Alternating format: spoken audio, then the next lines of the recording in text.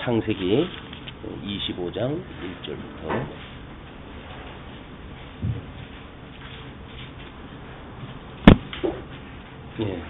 아브라함이 후처를 취하였으니 그 이름은 구드라라. 그가 시므란과 욕산과 무단과 미디안과 이스박과 수아를 낳았고, 욕산은 스바와 드단을 낳았으며 드단의 자손은 아수르 족속과 루두시 족속과 르움미 족속이며, 미드안의 아들은 에바와 에벨과 한옥과 아비다와 엘다야니 다 구드라의 자손이었더라. 아브라함이 이삭에게 자기 모든 소유를 주었고 자기 서자들에게도 재물을 주어 자기 생전에 그들로 자기 아들 이삭을 떠나 동방 곧 동국으로 가게 하였더라. 오늘 우리 25장을 통해서는 아브라함의 죽음과 그 후예에 대한 이런 그 이야기를 살피게 되어집니다. 선민 언약의 실현이라고 하는 그런 측면에서 하나님께서 어떻게 에서와 야곱이라고 하는 쌍태를 통해 가지고 선민의 계열을 만들어 가실 것인가, 이런 그 내용입니다. 아브라함이 이제 그 몸으로 날짜가 이제 하가를 통해 가지고 이스마엘을 얻었어요. 그런데 곧 이어 가지고 언약으로 말미암은 자를 사라를 통해 가지고 이삭을 주었습니다. 자, 아브라함은 열국의 아비가 되어진다고 그랬는데, 이 열국의 아비가 되어진다고 한다면, 이 이스마엘과 이삭이라고 하는 두 민족을 가지고 설명하기에는 너무 범위가 적었던 것 같아요. 그래가지고 그두라라고 하는 첩을 통해 가지고 그래서 많은 자녀를 이제 낳게 됩니다. 이거는 이렇게 이름으로 언급되지를 않고 물론 성경에는 전부 이름으로 고명이 됐지만 우리들은 이 배경을 놓고 봤을 적에 많은 자녀들이라 이렇게 볼 수가 있는 겁니다. 왜냐하면 하나님께서 이 이삭을 중심으로 한 언약 자손들을 훈련시킬 몽둥이로 이걸 이제 기르실 거거든요. 그렇기 때문에 하나님의 이 착한 백성들 중심으로 해가지고 열국의 배경을 만드시는 하나님의 그런 그 맥락을 우리가 보게 되어집니다. 그래서 그 아브라함이 지금 하갈과 사라뿐만 아니라 구드라를 통해 가지고 많은 자녀를 갖다 두게 되어진 것, 이것이 결국은 열국의 아비. 그래서 이 열국 중에, 그래서 열국에서 너희를 특별히 나의 자녀로 삼아가지고 나의 언약을 듣고 지키는 자에게 하나님께서 제사장 나라,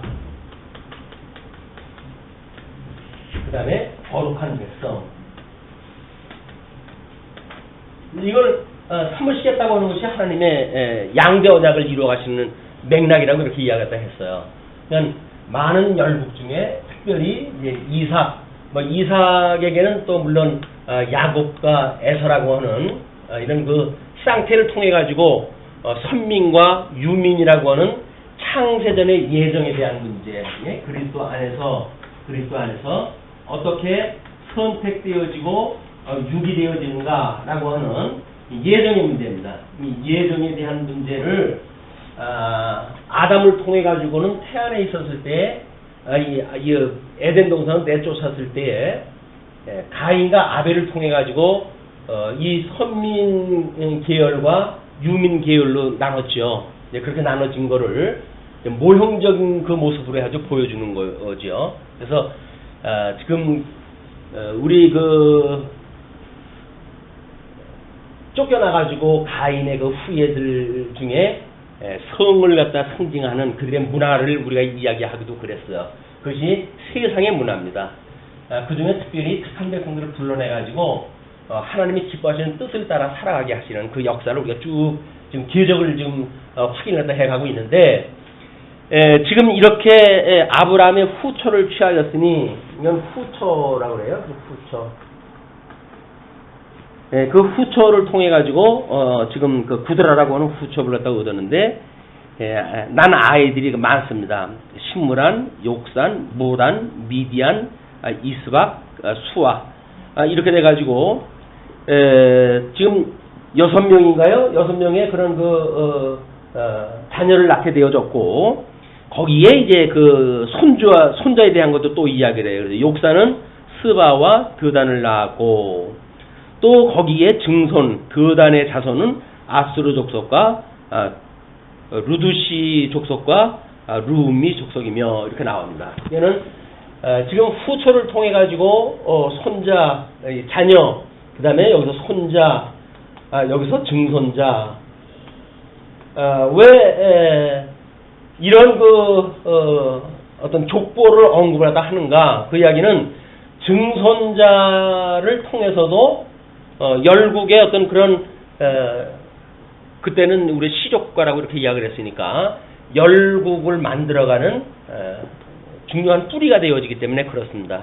얘는 나중에 이제 우리 선민 국가가 창건되어지고 그리고 역사적 배경이 결국은 이들에 의해 가지고 이제 공격을 당하고 뿐만 아니라 아브라함이 우리 하란에서 떠나오길 전에 형제가 있었는데 그 형제 이름이 뭐죠?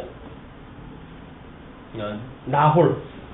이 나홀이라고 하는 형제에 또 나오는 그런 그 자녀들, 이런 많은 자녀들이 있어요. 그래서 이런 것이 데라라고 하는 아버지로부터 시작이 되어지는데 우상장사하던 데라로부터 나오는 그런 아들들인데 그런 그 아들 중에서도 또 많은 민족들이 만들어지고 결국은 이스라엘 국가를 공격하는 주변 국가로 하나님께 다 조성하다 하신다. 하나님이 준비하시는 거 보게 되면 필요 없는 걸 준비하시는 것이 없어요. 다 필요 적절하게 준비를 갖다 하셔가지고 배치를 갖다 하시고 그걸 때를 따라서 이제 섭리를 갖다 하신다는 거야. 여기 우리 어떤 전체의 세계사라고 한다면 세계사를 이루고 있는 어떤 그 인간의 역사, 그런 그 역사에 대하여 우리가 7절서부터 이렇게 한번 확인을 해볼 수가 있을 것 같아요. 이 아브라함의 죽음에 대한 이야기가 나오는데 일단 지금 아브라함은 이삭에게 자기의 전 소유를 주었다고 이렇게 이야기를 합니다. 전 소유를 주었다는 이야기는 이 아브라함의 뒤를 이어가지고 유업을 이을 자를 이자로 삼았다는 이야기고 또 남은 자들에게는 많은 재물을 또 주었어요. 많은 재물을 주어가지고 생전에 이 이삭과 떨어져 있는 동국에 살게 했다 이렇게 이야기를 하는데 어떤 그 분들은 주석을 갖다 하면서 이렇게 비록 배가 되는 형제지만 전쟁을 아니하고 이렇게 잘 조화롭게 살았다 이렇게 의미를 갖다 부여하려고 그러는데 참 너무 친절하신 그 아주 다정다감한 이런 그 설명인 것 같아요. 근데 하나님께서 잘 먹고 잘 살고 평화롭게 살아라라고 지금 이거 역사 설명해가는 게 아니거든요. 이 열국 중에 이스라엘을 만든다는 이야기는 나중에 머리 터지고 싸우더라고 이걸 지금 만들어 놓는 거지. 의좋게 살아라 이렇게 하는 개념이 아니에요. 그러니까 윤리적으로 잘못 접근을 하게 되면 왜 아브라함은 형제를 그 동쪽으로 살게 하셨을까? 그 동쪽이라고 하는 거는 지금 요단강 건너편이니까 왜 요단강 동편 쪽으로 그 자녀들을 살게 하셨을까? 이렇게 이야기했다 했을 때 형제들 간에 이복 형제들 간에 싸움 없이 잘 살게 하기 위해서 그렇게 했구나. 이렇게 이제 접근이 되는 거예요. 자연스럽게. 우리들 생각으로 자연스럽게 접근하면 그쪽으로 가게 돼요. 그러나 하나님께서 이런 양대언약을 이루시고 제사장 나라라고 한다면 지금 열국에서 불러낸 나라란 말이에요. 그 이야기는 어떤 적대 관계를 지금 만들어 가는 거지 전부 어떤 그런 화해 위주로의 이런 그 섭리를 해가신 게 아니다. 그래서 우리가 인본주의적인 그런 것이 우리들 그 어떤 공감을 일으키긴 좋죠. 그래 참 아버지가 지혜로워가지고 그 형제들 같이 섞여서 살면 머리 터지게 싸울 텐데 그걸 그래도 동국으로 나눠줘가지고 그렇게 참 전쟁이 없이 잘 살았구나 이렇게 이제 생각을 하게 되어지죠. 그러나 우리 뭐 그 이 아브라함의 후예들을 갖다 쭉 보게 되면 나중에 야곱의 12아들들 보게 되면 뭐 없잖아요. 그 다음에 다윗 때까지 가게 되면 뭐 또 자기의 그런 그 사춘 이복 누이를 갖다가 뭐 욕을 보이는 문제라든지 이런 파란만장한 역사가 만들어지잖아요. 그럼 그건 어떻게 설명을 할 거야? 하나님이 이때는 뭐 이렇게 참 인간들을 화해하게 하시다가 그때 가게 되면 뭐 하나님이 조금 뭐 어디 뭐 이상해지셨나요? 마음이 바뀌셨나요? 그렇게 일관성이 없단 말이에요. 윤리적으로 보게 되면 일관성이 없어요. 하나님께서는 이 제사장 나라와 거룩한 백성을 삼기 위해서 지금 열국에 배경을 깔아놓는 거다. 이렇게 되어져야 이제 양대어작을 상실했던 인간들이 어떻게 망하는지, 그 중에서 예수 그리스도를 통해서 구원받는 자들이 어떻게 제사장 나라와 거룩한 백성이 되어지는지, 잃어버렸던 복을 회복하고 잃어버렸던 에덴 동산을 회복하는 그런 역사가 어떻게 이루어지는지, 그런 같은 맥락에서 이제 이해를 할 수가 있게 되어지는 겁니다. 뭐 많은 제사를 줬고 나눠놨고, 그 이야기는 하나님께서 구체적으로 역사를 섭리해 가시기 전에 어떤 반목 질시하는 걸 만들어줘 가지고 함께 틀 이유는 없잖아요. 그래서 우리가 요나의 사건도 뭐라고 제목을 붙여놨죠? 심판의 유보란 말이에요. 심판의 유보. 하나님께서 지금 제사장 나라와 거룩한 백성을 제외한 모든 나라는 심판의 대상이에요, 다. 그렇지만 하나님께서 유보를 하시는 것은 하나님의 이 분명한 뜻을 이루어 가시고 밝혀내시기 위해서 정하신 날에 이걸 쓰시겠다는 이야기예요. 그래서 우리 뭐 잠언서에도 그러잖아요. 전도서에도 그랬나요? 우리 악인도 악한 날에 적당히 쓰신다, 하나님께서. 그 이야기야. 악한 날에 쓰시기 위해서 이걸 남겨놓는 거지, 지금 어떤 그런 친족 간의 화해를 목적으로 해가지고 그렇게 두시는 게 아니다. 하나님께서 왜 이들의 심판을 이 어떤 그 하나님 앞에 죄를 짓는 자들을 심판하시지 않는가, 그 이야기는 지금 유보를 하시는 거예요. 오랫동안 참으시다가 악한 날, 악한 도구를 쓰시기 위해서 이걸 남겨놓는 거예요. 그러니까 우리들을 해하는 악인들이 형통하고 뭐 이렇게 한다고 해가지고 아유 하나님 어떻게 저런 인간들을 내버려 둡니까? 당장 배락을 쳐서라도 좀 어떻게 뭐 해주십시오. 우리가 그러고 싶은 생각이 들지요. 우리 힘들 적에는. 그러나 하나님께서 악한 날 내가 다 쓸 거야.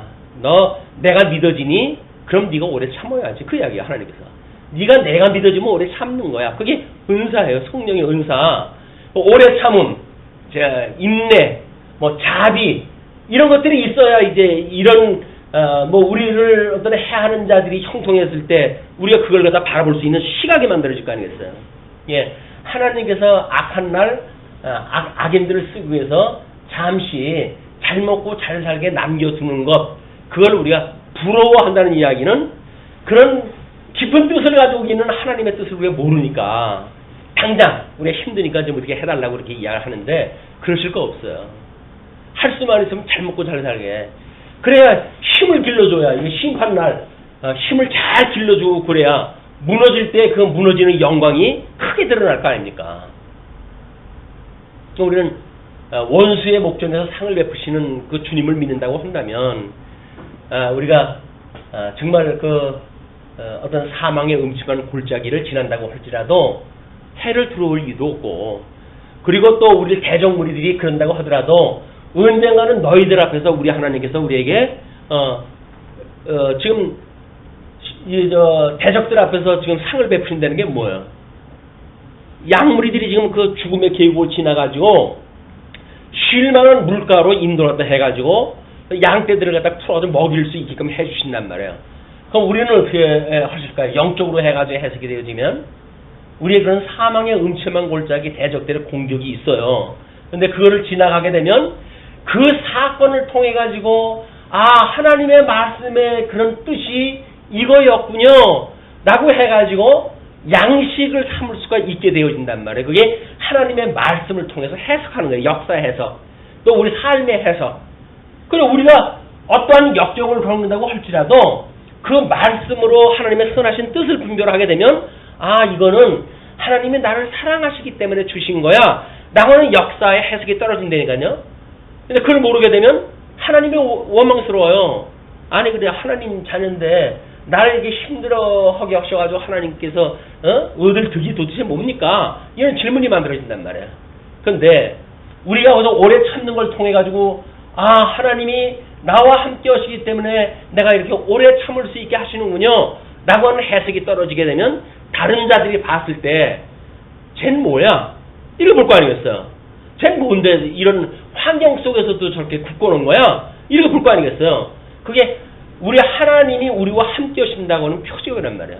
예수 그리스도가 이 땅에 오셔가지고 정말 십자가에 못 박아 죽음을 당하실 때 할 수만 있으면 이 승자를 나한테 지나가게 해주십시오 그러잖아요. 그러나 내 뜻대로 마옵시고 아버지의 뜻대로 해주십시오. 그 얘기는 아버지의 뜻대로 되어져야 아버지의 영광이 드러나니까 그렇다는 이야기예요. 그러니까 아버지 영광이 드러나게 하기 위해서 하나님께서 지금 섭리하다 하는 거지 인간이 알콩달콩 잘 살았더라 그 이야기를 성경에서 왜 해요? 그 쓰레기 같은 인간들이 그렇게 사는 거를. 아담 이후에 모든 사람들이 죄 중에 잉태되어졌고 죄 중에 출생되어진 인간들인데 그 인간들이 싸움 없이 잘 사는 거고 뭔 상관 있어요. 지네들끼리 이해관계 있어가지고 잘 타협을 갖다 해가지고 살아갔다. 그게 하나님하고 뭔 상관 있어요.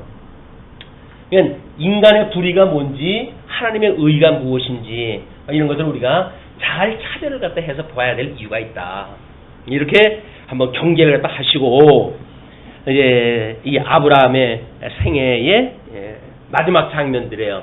그 마지막 장면이면 제가 노인학을 다시 교정을 하게 되면 이 부분이 들어가야 될 것 같아요. 이 부분이 좀 구체적으로 설명이 됐으면 좋겠는데 그때는 너무 명제적으로만 뽑아내느라고 바빠가지고 구체성이 좀 떨어지고 그러는데 오늘 보니까 너무 멋있어요.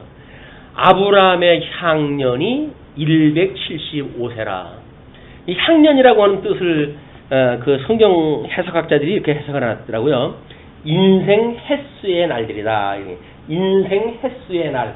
우리가 살아왔던 우리 이제 출생을 해가지고 이제 출생을 갖다 해가지고 이쪽에 우리가 죽을 때예요. 이 출생을 갖다 해가지고 죽을 때 이게 죽을 때까지 요걸 일생이라고 이렇게 이야기하잖아요. 그 일생의 우리 횟수의 날, 일생의 횟수의 날. 그 이야기는 향년이라고 하는 그 이야기가 향년이 가지고 있는 그런 어떤 노인관의 그런 그 입장에서 향년 그것이 이 횟수의 날이다 이렇게 봤을 때 영원하신 하나님 앞에 인간의 어떤 그런 산 날을 따지게 되면 결국은 날수로밖에 해가지고 비교할 수가 없는 존재 우리가. 그냥 다윗은 70년이요 강건하면 80년이라고 이렇게 이야기를 했지만 이거를 향년이라고 하는 그런 개념으로 봤을 때 하나님 앞에 지극히 짧은 순간을 살아갔던 인생 그 이야기예요. 이렇게 우리가 해석이 되어져야 영원 무궁하신 하나님과 대리가 되어지죠. 그래서 영원하신 하나님라고 했을 때 잠깐 우리가 지나가는 이 날이 과연 무슨 가치가 있는가라고 하는 우리의 생각의 어떤 변화가 만들어질 수가 있을 것 같아요. 이게 마치 무엇도 만들 수 있을 만큼의 그런 날이라고 내가 뭘 만들어가는데 충분한 연수라고 생각이 들게 되어지게 되면 우리는 할 수만 있으면 이 날수가 더 길었으면 좋겠어요. 그래서 아직도 미완 아니에요. 우리가 요즘 미생이 유행인데 우리 미완의 인생들이에요. 뭔가는 더 완성이 되어져야 될 것 같은데 요거를 조금 날수를 더해주면은 미생이 이게 완성이 될까요? 아니 미생은 미생일 뿐이에요. 그러면 비행기 회사의 사장은 완생인가요? 어떤 그 칼럼 제목을 재미나게 달아놨더라고요. 미생에게 무너진 제보를 뭐라고 그랬던가 그래. 미생에게 무너졌다고. 왜? 자기 앞에서 무릎 꿇으라면 꿇을 수밖에 없는 그런 사람들에 의해 가지고 결국은 무너져 버리고 말았잖아요. 그러니까 인생이 뭔지를 모르게 되면 기고만장할 수밖에 없는 거예요. 그러니까 출생해가지고 외국에서 유학 먹고 한국 사람들하고는 동떨어진 데에서 뭐 다들 독자적으로 해가지고 아마 어떤 궁전의 궁녀같처럼 자라가지 않았겠어요? 그냥 뼛속으로 해가지고 그녀가 가지고 있는 그 정신세계는 철저하게 다른 사람들을 자기 발 아래 때만큼도 여기지 않도록 길러져 온 사람이에요. 그러니까는 사과하겠다고 그렇게 이야기를 하더라고요. 사과를 허는 게 어딨어요. 그러기 전에 사과를 했어야지. 아직도 정신을 못 차린 거라니까요. 사과를 했는데 오늘 인터넷 뉴스 잠깐 보니까 쪽지를 보냈다나 어쨌다나. 얘는 죽어도 못 고칩니다. 40년을 그러고 살아왔어요. 훈련을 되기를. 이건 안 돼요. 그렇기 때문에 하나님이 바꿔놓으면 될까? 인간의 방법으로 해가지고는 안 됩니다. 이 정글에서 철저하게 정글의 법칙에 의해 가지고 성장해 온 사람들은 그렇게 살 수밖에 없어요. 이건 뼛속 깊이 이렇게 훈련되어진 사람들이에요. 그래서 자기보다 약한 거는 지법 밟고 그리고 뭔가를 이루어가는 사람들이기 때문에 안 되는 겁니다. 성령께서 우리들에게 이제 이 짐승 권세가 아니라 어린 양 권세가 되신 예수 그리스도로 말미암아 새로운 피조물이 되어졌다고 우리가 믿어져야 비로소 어린 양의 심정을 가지고 세상을 볼 수가 있는 거예요. 이건 해석상 그런 인간들은 안 돼요. 그러나 아브라함처럼 이 햇수의 날에 비교할 만큼 천년을 살았다라고 했을 때 영원하신 하나님의 비교해 보게 되면 나는 없는 거와 마찬가지입니다. 먼지 털과 다를 바가 없습니다. 이렇게 해야 뭘 내세울 게 없잖아요. 아니 40년 동안 무슨 세상에서 제일 잘난 것처럼 살아왔으니까 세상이 무서운 게 없는 거예요. 그러나 그 절대 주권자이신 하나님 앞에서 평생을 살아왔던 아브라함의 입장에서 보게 되면 나의 날은 없는 거나 마찬가지예요, 주님. 라고 고백이 되어지는 것이 제대로 나이 들어가는 증거예요. 하나님의 말씀으로 나이가 들어간다는 이야기는 철저하게 자기를 부정하는 일이란 말이에요. 아직도 지가 뭘 할 수 있다고 꺼졌대니까 하나님께서 오죽 하게 되면 쓸어버리고 하는 일이 만들어질 거예요. 아무리 둬도 이 인간은 안 돼. 소망이 없어요. 우리 어린 양 권세를 믿고 봤을 적에 비로소 우리는 내가 죽어야 되는구나. 내가 죽고 오직 내 안에 그리스도가 이루어 가실 수밖에 없는 일이지 나로서는 아무것도 안 되는구나. 라고는 자기 부인의 방법이다. 이게 이 햇수의 날이다 라고 표현한 것은 철저하게 나를 부인하는 또 하나의 표현이다. 우리가 하나님 앞에 나중에 이제 운명을 또 할 때 참 어떻게 지나가는지 한순간에 지나갔습니다. 이렇게 고백이 됐으면 좋겠어요. 근데 내가 살아온 인고의 세월이 어떤지랍니까? 하나님 그 숱한 훈련을 통해 가지고 제가 이렇게 오늘날 대성했습니다. 라고 이야기를 하게 되면 아마 한국교회 1세대 우리 그 목회자들이 다 그런 꿈을 가지고 있는 거 아닌가 모르죠. 기독교의 황무지 지역 아니었습니까? 그런 거로부터 해가지고 성도들을 불러 모아가지고 교회당을 갖다가 무슨 수천 평짜리 교회당을 세우고 하다가 보니까 주님께서 저를 귀하게 써가지고 이 자리에 내가 올라섰습니다. 라고 이야기를 하잖아요. 그러니까 그 사람들은 아무리 머리가 쉬어도 아브라함의 향년 몇 세에 죽었더라라고 하는 그런 개념을 몰라요. 그래서 요즘 평균 나이가 92세라고 그러더라. 목회자 나이는 더 높다고 그러더라. 그때까지 내가 잘 먹고 잘 살려고 한다면 있을 때 형편될 때 부지런히 긁어모자 라고는 생각을 가지고 살아갈 수밖에 없는 거예요. 왜?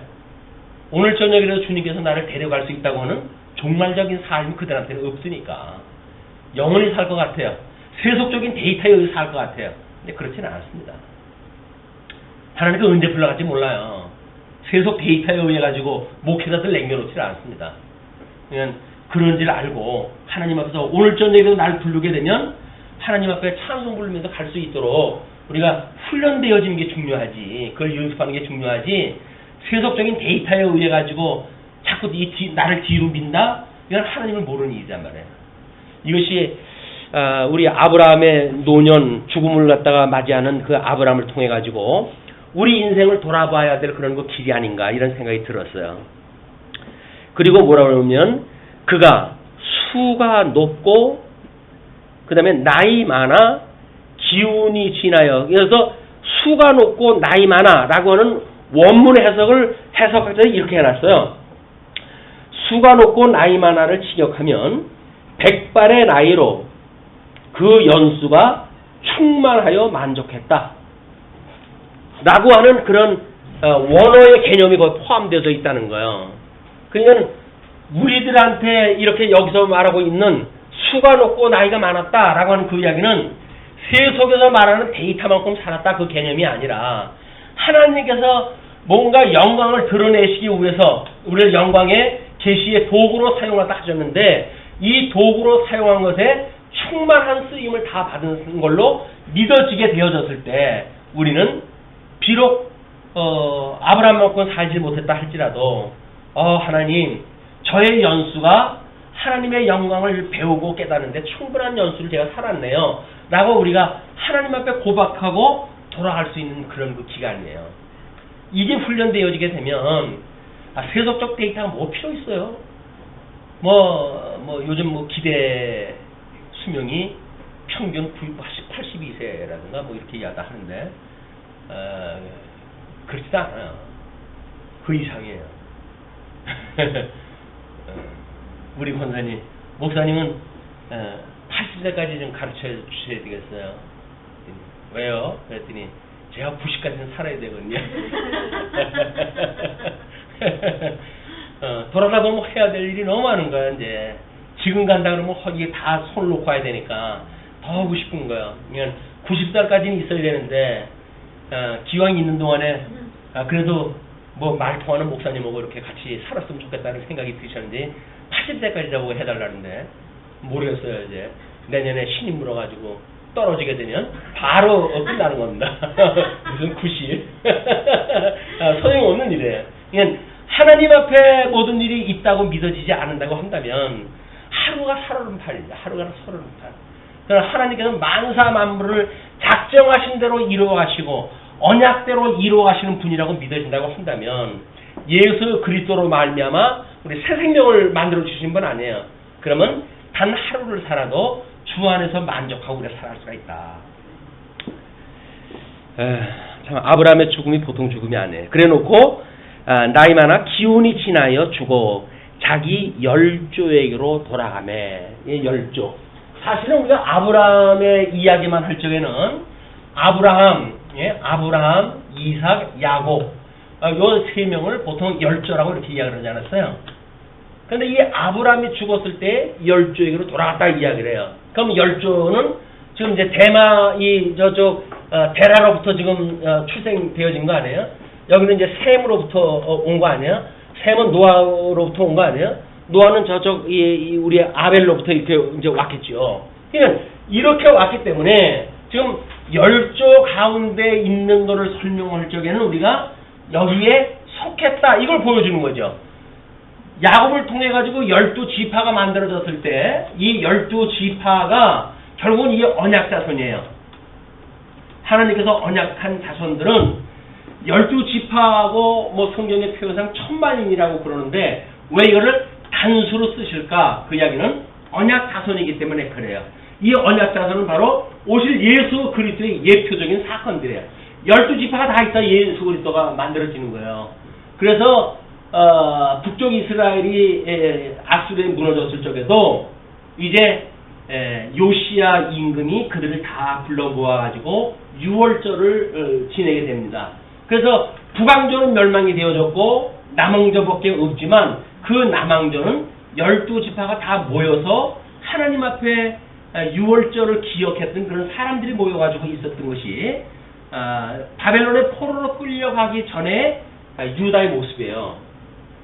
그 두 지파만 있던 게 아니다. 한 지파만 있었던 게 아니에요. 유다 지파라고 하는 그거는 마지막 포로로 끌려가기 전에 회복되어진 요시야 임금 때 회복되어진 이스라엘을 보게 되면 비록 유다라고 하는 그런 그 분명을 가지고 있었지만 그들은 12지파라고 하는 개념이 포함되어진 언약자손이라고 예표되어지는 그 다 포함되어진 사람들을 남쪽 유다로 볼 수가 있는 겁니다. 그렇게 보아야 이제 이 언약 자수를 왜 단수로 사용을 했고 예수 그리스도의 예표로 이걸 보여주었는지 이거 우리가 알 수가 있는 거예요. 그래서 모세 오경을 통해 가지고 하나님의 언약 자손에 대한 것을 준비하셨다고 한다면 그 다음에 선민국가를 창건하고 약속한 가나안 땅에 들어간 이후에 하나님의 언약되어진 나라 우리가 이걸 이제 선민국가라고 이렇게 이름을 붙였죠. 선민국가라고 이름을 붙였을 때 이게 나라란 말이에요. 그래서 이거는 씨라고 해가지고 예수 단수라고 한다면 이 씨가 복 있는 씨여서 이 복 있는 씨로 해가지고 제사장 나라가 만들어지는 거예요. 이렇게. 그래서 선민국가를 통해가지고 전체가 이렇게 완성되어진 12지파로 완성되어진 선민국가. 여기서는 이 씨로 시작되어지는 언약자손이 만들어지는 과정. 이렇게 볼 수가 있는 겁니다. 물론 복음서에서 이걸 갖다 이야기했다고 한다면 서신서에서는 이걸 또 이야기를 한 거겠죠. 성경 전체의 구도를 이렇게 이해하시게 되면 얼마나 심플한지 몰라요. 하나님께서 하나님 영광을 계시하시는 그런 어떤 성경의 구조가 심플하다 이렇게 보시면 됩니다. 자, 근데 그들이 열조에게로 돌아간다라고 하는 그 이야기를 우리가 예수 그리스도 안에 속한 자 아닙니까? 우리가 예수 그리스도로 말미암아 복 있는 자에 우리가 유입이 되어진 자야. 예수 그리스도와 함께 한 몸이 되어진 자야.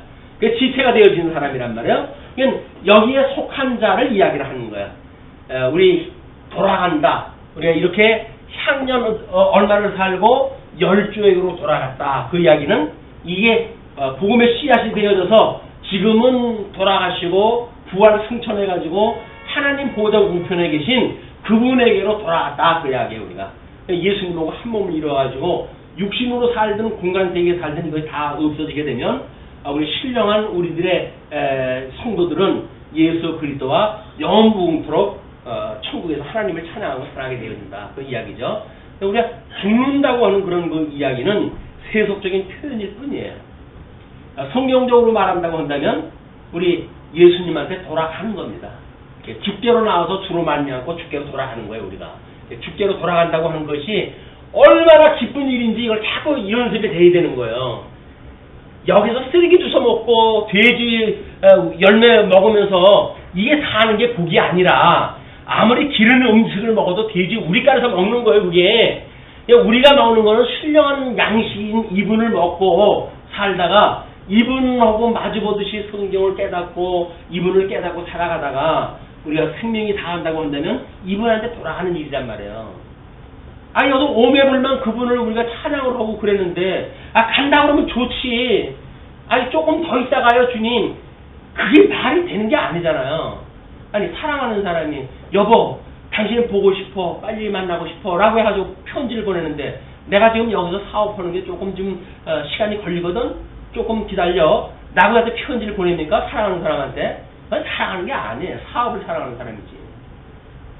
사랑을 한다고 한다면 오라고 그러면 그래? 해가지고 불이 나게 가야지. 잠깐 기다려 여보 나 이거 다 하고 갈게. 그걸 믿고 삽니까? 그런 인간을?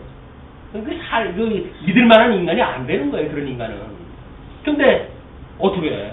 그 인간을 얽혀가지고 이 세상 사니까 그래 나만 그러냐. 세상 사람 다 그러고 사는 건데 그게 세속적인 해석이란 말이에요. 성경 신학적으로 이 해석이 떨어져야 이것이 이렇게 사는 것이 아무리 금실이 좋으니 어쩌니 해도 자기 위해서 금실이 좋은 거지 상대방 줘가지고 금실 좋은 거예요? 아니에요. 자기 편하자고 그러는 거예요. 자기 편하자고. 그럼 우리 쏘아요. 나를 지극히 사랑해서 그런다고. 사랑은 뭔 사랑을 해요? 인간이 누굴 사랑을 합니까? 예수 그리스도가 아니면 우리는 다른 사람 사랑할 수 없어요. 자기의 유익이나 구하고 그러면서 사는 것이 인간이지 결코 우리 예수 그리스도의 마음이 아니면 주님께서 주시는 그 놀라운 은혜가 아니면 그렇게 살 수가 없다. 이거를 우리가 바라고 살다가 주님 오라고 한다면 이쪽의 일을 됐든 안 됐든 상관없어요. 그게 다 된 거예요. 향년 모든 게 완성되어진 거예요. 나는 뭐가 할 일이 있을 것 같은데 주님께서는 끝났어 이제 와라 이렇게 이야기하다 하는데 뭔 말씀해? 지금 때가 언젠데 초중년부터 날 왜 불러요? 이렇게 우리가 이야기를 하는 거예요. 나는 아직도 해야 될 일이 더 많다고. 근데 할 일이 뭐가 있어요, 지가. 도구로 쓰던 그 인간이. 그냥 오라고 하면 오지. 그 은혜를 모르니까 지가 뭘 한다고 생각이 드는 거예요. 그리고 오만 사람들을 그렇게 그냥 힘들게 하고 여기서 자기 목표를 갖다 달성하기 위해 가지고 다 짓밟고 그렇게 살다가 뭘 할 일이 있다는 거예요. 진리를 위하여 중요하다는 거예요. 아, 진리는 하나님이 진리인데 진리 하나님께 지키시는 거예요. 인간이 지키는 겁니까? 아닌 거예요. 이게 자기 주제를 파악하지 못하게 되면 뭐 구실은 뭐 그동안 우리 성경 공부한 거 있으니까 성경 구절을 갖다가 얼마든지 정당할 수 있죠. 그래놓고 구실 잡아가지고 다른 사람 자기 도구화 만들고 아니 하나님의 도구인데 하나님의 도구는 인간이 누구를 도구화를 만들어요? 그냥 하나님이 흉내내는 거 아니에요? 그럼 하나님 흉내내는 게 뭐예요? 저 그리스도 아니면 그게 무슨 뭐 사단이지 그게 할 일입니까? 아니지. 이것이 경계해야 될 일이다. 자, 이제 이렇게 했으면 아마 노인학이나 우리 장례학에 대해서 이제 다 끝난 것 같아요. 그 아들 이삭과 이스마엘이 그를 마므레 앞 해쪽 속 소알의 아들 에브론의 밭에 있는 막벨라굴에 장사하였으니 자기 아내 옆에 들어왔어요. 우리 지난 시간에 공부한 것처럼 아브라함의 부부, 이삭의 부부, 야곱의 부부 해가지고 그 세 싹이 그쪽으로 들어간 거예요. 10조가 그쪽에 들어가게 되어진 겁니다. 이제 그 복 있는 언약 자손이라고 하는 맹을 여기서 확인을 갖다 해야 되겠죠. 이것은 아브라함이 해쪽 속에서 산 밭이라 아브라함과 그 아내 사라가 거기 장사되니라. 아브라함이 죽은 후에 하나님이 그 아들 이삭에게 복을 주셨고 이삭은 부엘라헤로이 근처에 거하였더라. 이거는 이스마엘이 그 하갈이 하나님 앞에 은혜로 받았던 그런 셈가의 지명이죠. 거기에 지금 근처에 살았다고 이렇게 이야기를 합니다. 12절서부터 16, 18절 이스마엘의 족보가 소개되어져요.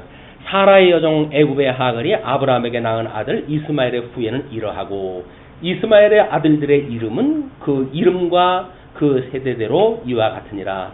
이스마엘의 장자는 느바요시요 그 다음은 게달과 압부엘과 미스답과 미스바와 두마와 마사와 하닷과 데마와 여둘과 라비스와 게드마니 이들은 이스마엘의 아들들이요. 참 재미나요. 하나님과 이 이스마엘의 후손들은 아주 많은 숫자를 갖다가 쭉 나이를 갖다 하잖아요. 그런데 하나님께서 이 이삭은 달랑 쌍태두만. 그러니까 이거는 지금 이 엑스트라는 많아야 돼요. 엑스트라는 많아야 되고 주인공은 선민이냐 유민이냐 사랑하는 자냐 미워하는 자냐 주인공 두 명만 있으면 되는 거예요. 이제 거기서 조금 극적인 장면을 갖다 하기 위해서는 뭐 삼각관계를 갖다 만든다든지 이렇게 하면 되겠죠. 그러나 엑스트라는 많고 주인공은 적다. 이게 우리 시나리오를 쓸 때 비밀이에요. 이게 뭐 비밀도 아니지만 자 그러면서 쭉 이제 이야기를 합니다. 그러면서 16절 이들은 이스마엘의 아들들이요 그 촌과 부락대로 된 이름이며 그냥 시족 사회를 이제 이루어진 겁니다. 시족 사회가 다시 이제 부족 사회가 되어지고 부족 사회가 나라로 이루어지는 이제 그런 성장 과정을 거치겠죠. 그 족속대로는 12방백이었더라. 이스마엘은 향년이 137세에 기운이 지나여 죽어 자기 열조에게로 돌아갔고 그럼 어떻게 되는 거예요? 이것도 마찬가지예요. 기운이 지나가지고 죽었다. 이거는 충분히 하나님께서 쓰실 만큼 다 썼다는 이야기예요. 악한 자든 선한 자든 다 하나님께서 준비한 것만큼 쓰면 가는 거예요. 그렇게 했다 그 이야기입니다. 그러면서 그 자손들은 하윌라에서부터 아수르로 통하는 애굽 앞 술까지 이르러 그 모든 형제의 맞은편에 거하였더라. 형제의 맞은편이라고 하는 건 어디예요? 동쪽이에요. 동쪽. 그러니까 지금 그 이스라엘을 중심으로 하고 있는 모든 그 애굽 국가들이 하나님께서 이때서부터 다 준비한 그런 그 인류로 채워져 있는 거예요. 그러니까 하나님께서 왜 이스라엘은 그 이슬람 국가들 사이에서 그렇게 놓으셨을까? 이때서부터 계획이 있을 테니까요. 이 계획이 어디까지 간다고요? 요한계시록까지 가는 거예요. 이제 요한계시록까지 이런 걸로 해가지고 신령한 우리의 그런 그 이방인 시대에 알려주시는 방법은 어떻게 성령이 오시게 되면 권능을 얻고 예루살렘과 온 유대와 사마리아와 땅까지 이르러 증인의 역할을 하게 하시다가 그리고 하나님 앞에 가게 되어지는 것을 이야기를 하는 것이지만 요한계시록 마지막 날 참 이스라엘이라고 했던 이스라엘 지금 이스라엘 국가가 정상적으로 이제 참 감람나무로 역할을 시작했을 때 그때는 이미 세상 끝날이거든요. 그때 그를 위해 가지고 하나님께서 역사적으로 다 지금 아직도 존속을 시키고 있다. 자, 그러면서 이제 19절로부터 26절까지는 이삭의 두 아들을 소개합니다.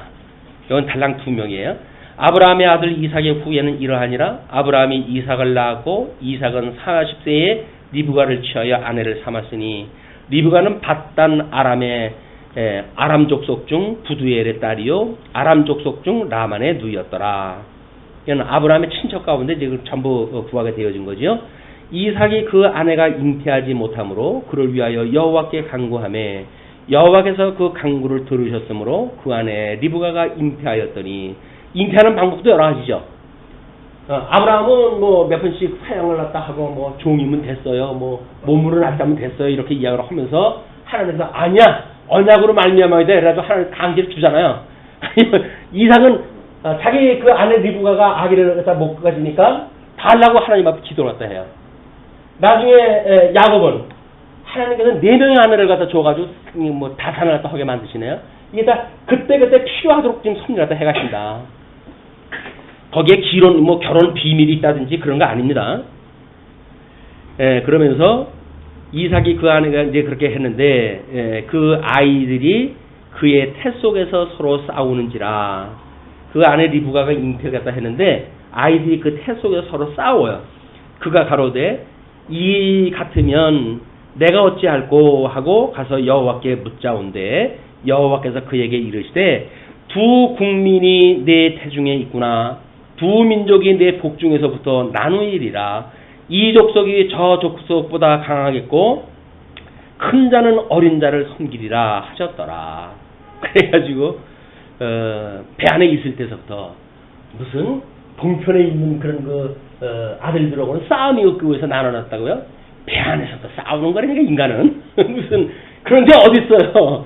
배 안에서 싸워요. 그 해산 기한이 찬즉 태의 쌍둥이가 있었는데 먼저 나온 자는 붉고 전신이 가옷 같아서 이름을 에서라 하였고 후에 나온 아우는 손으로 에서의 발꿈치를 잡았으므로 그 이름을 야곱이라 하였으며 리브가가 그 아들을 낳을 때 이삭이 60세였더라. 느지막하게 이제 아들을 얻게 되어졌어요. 왜? 2명만 나가지고 하나님의 계시를 훈련 이제 하다가 데려가실 거 아니겠어요? 일찌감치 11명 낳을 것도 없어요. 아주 애를 태우고 제발 이 아내를 통해서 아들 좀 낳게 해주세요. 그래가지고 40살에 결혼했나요? 그래가지고 60살에 낳았으니까 20년을 하나님 앞에 기도한 거예요. 그래놓고 달랑 두 아들을 넣어서 쌍태를 갖다 주었는데 그게 두 아들이 태안에서 싸움박질을 했다 하네. 이게 지금 이삭이 두 아들을 가지고 하나님의 계시의 영광을 이렇게 드러낼 그런 어떤 도구로 주신 거예요, 이게. 그러면서 그 해산 기한이 찬즉 태에 쌍둥이가 있었는데 이제 60세였더라. 27절서부터 34절까지 장자의 명분을 판 에서가 소개가 되어집니다. 그 아이들이 장성함에 에서는 익숙한 사냥꾼인 고로 들사람이 되고 야곱은 종용한 사람인 고로 장막에 거하니 이삭은 에서의 사냥한 고기를 좋아하므로 그를 사랑하고 리브가는 야곱을 사랑하였더라. 또 이거를 이제 우리 자녀들 어떤 이제 그 학부모 교육을 할 때 자녀들을 어떻게 교육을 시키는가? 이 두 개를 예를 들어요. 편애는 안 좋은 거다. 왜? 아니 이 리브가가 이 야곱만 사랑을 하잖아요. 장막에 가가지고 엄마 뭐 일 도와주고 그러니까 그럴 수밖에 없죠. 그 다음에 이삭은 아니 사냥 남자가 또 그래야 되는 거 아니에요? 바깥에 나가서 사냥질 갖다 해가지고 사냥 잡아가지고 아버지한테 요리를 갖다 해주고 그러니까 아니 얼마나 이게 귀한 아들이에요. 또 장남이고 당연히 인간적으로 그게 당연한 거죠. 그런데 이렇게 둘이서 편애를 갖다 하고 아버지 편, 엄마 편 편애를 갖다 해가지고 끝내 형제가 갈라지는 이 아픔의 이런 역사가 이루어졌다 이렇게 이야기하는데 어떻게 성경을 그렇게밖에 안 보일까요? 어쩔 수가 없어요. 이미 타중에 있을 때 하나님께 약속을 했잖아요. 이 큰 자가 작은 자를 섬길 거를 약속을 했기 때문에 그렇게 되어질 수밖에 없는 거예요. 하나님께 다 주관한다고 하는 걸 보여주는 거란 말이에요. 근데 이걸 자꾸 인간적인 입장에서 뭐 편애를 해가지고 쌈박질을 했고 이래가지고 형제가 갈라지고 부모님이 돌아갈 때 어머니가 돌아갈 때도 못 보는 그걸 불효자를 만들었고 비극의 역사다 뭐 이런 인간적인 입장을 자꾸 크로적으로 갖다 시켜가지고 이 세상에 있을 때 부모님한테 잘해라고 이야기하다 하니까 부모님한테 왜 잘해야 되는 거예요? 하나님께서 어떤 분인가를 우리한테 끊임없이 가르쳐 주실 수 있는 분이 다 윗대로부터 만들어지는 그 역사를 통해서 우리가 깨달아지는 거 아닙니까? 그러니까 부모에게 우리가 효도를 하라는 이야기지. 어떤 인류 그런 그 도덕적인 계율에 의해 가지고 부모한테 효도하는 얘기가 아니잖아요. 하나님의 이 영광을 어떻게 제대로 깨닫게 되어지는지 부자관계, 부부관계, 주종관계를 통해서 신약교에서 그걸 밝히죠. 자, 그러면서 29절 야곱이 죽을 쑤었더니 에서가 들에서부터 돌아와서 심히 곤비하여 야곱에게 이르되 내가 곤비하니 그 붉은 것을 나로 먹게 하라. 붉은 것인 걸로 그어가지고 팥죽이 아니냐 이렇게 이야기를 하는 거죠. 그러면서 붉은 것을 나로 먹게 하라 한지라. 그러므로 에서의 별명은 에돔이더라. 야곱이 가로되 형의 장자의 명분을 오늘날 내게 팔라. 아주 얍삽하기 짝이 없어요. 야곱이 하나님 앞에 사랑받은 사람이거든요. 인간적으로 보게 되면 얍삽하기 짝이 없어요. 아니, 형이 배가 고프다 그러는데 뭐 없는 거 달라고 하는 것도 아니고 요리 다 끝난 거 팥죽 좀 달라고 그랬더니 그 약점을 잡아가지고 나한테 장자권 팔라 그러는 거예요. 인간적인 걸로 보게 되면 야곱이 아주 못된 인간입니다. 그런데 무슨 뭐 야곱이 무슨 뭐 성정이 곱고 뭐 어머니한테 뭐 어쩌고 저쩌고 이렇게 억지로 어떻게 갖다 붙이려고 그러는데 하나님이 보시기에 야곱을 사랑한 거지 인간적으로 보았을 적에는 아주 밥맛이에요. 형 속이고 아버지 속이고 사기꾼 그 기질이 아주 농후한 인간입니다. 그러나 하나님께서 그런 인간임에도 불구하고 우리 이 인간이 얼마나 불의한지를 보여주시면서 하나님의 의가 되신 예수 그리스도로 말미암지 않고는 너희들한테 소망이 없다고 하는 걸 지금 이 장면을 통해서 보여주시는 거예요. 어떻게 이 선민국가를 언약을 갖다 약속을 갖다 이걸 해가실 때 하나님께서 야곱을 통해 가지고는 지금 선민국가를 이루어 가시잖아요. 그리고 이제 이 에서를 통해 가지고는 에돔이라고 하는 나라를 통해 가지고 이 원수지간의 나라를 만들어 가지고 이걸 지금 하나님께서 너희를 얼마나 사랑했는지를 알아? 그런데 너희들이 나한테 대하기를 어떻게 되는지를 아니? 너희들 사기꾼 같은 놈들이야 이놈들아. 하나님 그걸 지적을 갖다 한 거거든요. 근데 굳이 이걸 예쁘게 포장을 갖다 해가지고 하나님의 그 의도를 숨기려고 하는 것이 뭐예요 도대체? 왜 그러는 거예요? 왜 하나님의 그 의도를 갖다 억지로 왜곡을 시켜가지고 인간을 멋있게 연출시키려고 그러는 의도가 뭐예요? 그게 교만이란 말이에요. 하나님의 뜻을 왜곡시키고 인간들을 높이려고 하는 사단의 계획이 거기 있는 거예요. 기독교를 도덕적 종교를 만들어간다고 하는 사단의 장난입니다. 오직 하나님의 의가 되신 예수 그리스도를 만나야 우리한테 소망이 있는 거지 인간 성정으로 해가지고 무슨 효심이 어쩌고 뭐 충성심이 어쩌고 이거는 쓰레기예요. 쓰레기. 이걸 가지고 뭐 어떤 교회의 덕성 문제를 이야기한다면 거기는 복음이 없는 거예요. 인간은 어떻게 봐도 소망이 없다. 오직 예수 그리스도로 말미암아서만이 소망이 있는 거다. 이걸 지금 이야기를 하는 겁니다. 근데 이거를 어떻게든지 인간한테 좋은 걸로 해가지고 나를 보세요. 내가 얼마나 참 이렇게 멋있는 그런 그 성도의 삶을 삽니까? 성도 여러분 저를 닮으십시오. 라고 이야기하기는 교회 지도자들의 모습이 거기에 숨어져 있는 거예요. 왜 지를 따라가야 돼요? 따라가려면 예수님을 따라가야지. 바라보려면 온전케 하신 예수를 바라봐야지. 그 쓰레기 같은 인간들을 우리가 왜 따라가야 되냐고요. 자기가 뭐라 된다고 생각이 드니까 그러는 거예요. 하나님 자리에 딱 꿰쳐 앉아가지고 나를 따르라 이 이야기를 딱 하는 거예요. 너를 따르는 내가 십자가에 돌아가신 예수님을 따라가지 내가 왜 너를 따라가. 그렇게 이걸 이야기를 할 수가 있어야 되는데 그래도 그 사람한테 잘 보이는 게 편찮아요. 그냥 할 수 없이 그냥 거기서 사는 거예요. 어떤 폭군인지 뻔히 보이는데도 불구하고 거기 빌부터에 내가 그동안 뭐 이거 쌓아왔던 모든 것들이 이 기득권들이 유지가 되잖아요. 그냥 자기를 위한 거지 그 사람 위한 것도 아니에요 결국. 그러니까 우리 복음을 만나지 못하면 그렇게 애쓰고 힘들게 살다가 끝내 예수님을 대적하고 말게 되어지는 이런 불행한 것들이 도처에 깔려져 있어요. 하나님의 말씀을 듣고 정책을 받지 않으면 우리는 그렇게 살다가 가게 되어진단 말이에요. 끊임없이 복음을 통해 가지고 우리를 온전케 하시는 예수 그들을 바라보고 살아갈 수 있는 그 길을 만나야 되는 겁니다. 에서가 가로되 내가 죽게 되었으니 이 장자의 명분이 내게 무엇이 유익하리요? 그 인간이나 이 인간이나 그렇게 되면은 귀싸대기로 때려가지고 이 자식이 형한테 무슨 짓이야? 라고 해가지고 그걸 당당하게 먹어야지. 팔란다고 해가지고 장자의 명분이 내게 무슨 유익이냐? 라고 이야기를 하니까 부자지간서부터 만들어지는 하나님의 은혜의 섭리를 이미 가볍게 여긴 거예요. 없이 여긴 거예요. 장자의 몫은 자기 장자의 뭐가 아니에요. 자기 있어야 될 자리에 있어야 되는 거 아니에요. 근데 그걸 경히 여긴단 말이에요. 그것이 성도가 자기를 지키지 않은 거랑 똑같은 거예요. 천사가 자기 자리를 지키지 아니하고 그런 사단의 종노릇을 하는 악한 천사의 그 역할도 마찬가지다. 예수 그리스도가 자리를 지키지 않았으면 어떻게 이 복음이 이게 이루어졌겠어요. 예수 그리스도는 십자가에 못 박아 죽임을 당할지언정 아버지의 뜻대로 하옵소서라고 해서 그 자리를 지켰다. 그게 복 있는 자의 자리예요. 그 자리는 복 있는 자만 앉을 수 있는 자리다. 야곱이 가로되 오늘 내게 맹세하라. 또 맹세까지 또 하래. 에서가 또 그랬다고 맹세까지 해. 에서가 맹세하고 장자의 명분을 야곱에게 판지라. 야곱이 떡과 팥죽을 에서에게 주매 에서가 먹으며 마시고 일어나서 갔으니 에서가 장자의 명분을 경물이 여김이었더라.